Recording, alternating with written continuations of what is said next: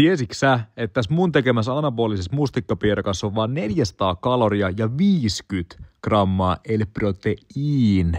Eli homma lähtee liikkeelle siitä, että lisätään kananmunavuokaa, 60 grammaa kreikkalaista jogurttia, 35 grammaa jauhoja, pikkuinen ripaus hunajaa, 60-70 grammaa kauramaitoa, teelusikallinen ruokasoodaa ja sitten otetaan pienet välisekosekot sinne päälle ja lisätään vanilja proteiinijauhoa 1 kuppi, sitten vielä vähän sekoitellaan, lisätään mustikoita sekaan, sellainen 60 grammaa riittää ja sitten laitetaan uuniin 180 astetta 25 minuuttia.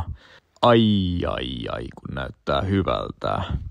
Ja sitten otetaan poika pois uunista ja laitetaan tietysti kirsikkana kakun päälle, tietenkin kirsikkaproteiinirahkaa ja vähän mansikoita. Ja tästä tulee mieleen vain yksi sana. Nämskytäräle.